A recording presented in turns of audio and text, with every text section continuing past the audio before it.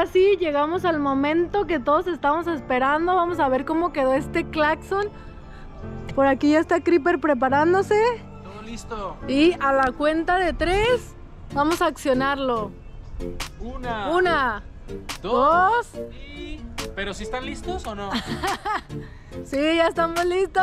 Venga, una, dos, tres.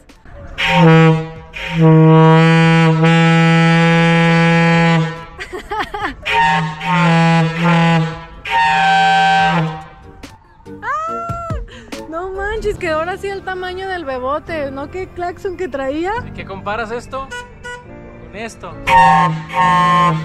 No manches, quedó bien tremendo. Quedó manchado, valió la pena, la verdad valió la pena todo el esfuerzo. Sí suena bastante. Van creando.